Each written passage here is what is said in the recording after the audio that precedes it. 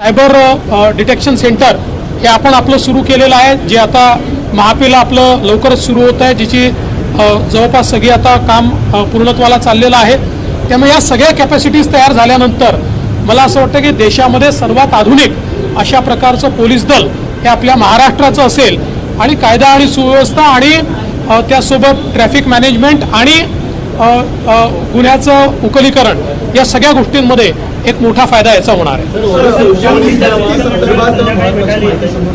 बहुतेक जिल्ह्यांमध्ये जास्त पाऊस आहे, उमेदवारांकडून ही मागणी केली जाते, अमरावतीमध्ये सुद्धा अशी मागणी झाली की भरती रद्द करावी, नंतर भरती करावी। ज्या ज्या ठिकाणी पाऊस आहे त्या त्या ठिकाणी ज्या काही ग्राउंडच्या चाचण्या त्या पुढे ढकलण्यात आलेल्या आहेत। मुळातच यामध्ये हे करण्याचं कारण असं आहे की आपल्याला कल्पना आहे पुढे पाऊस वाढणार आहे, त्याच्यानंतर आचारसंहिता येणार आहे आणि त्यामुळे मग या चाचण्या जर खूप पुढे गेल्या तर त्याचा मुलांच्या भविष्यावर परिणाम होतो।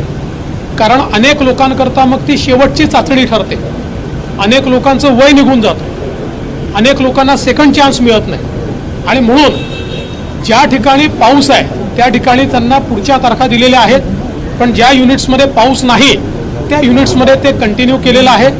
यासोबत अशा देखील सूचना आम्ही दिलेल्या आहेत, कारण मुलं खूप मोठ्या प्रमाणात त्या ठिकाणी चाललेले आहेत, त्या मुलांकरता काही फारशा व्यवस्था त्या ठिकाणी नाहीत।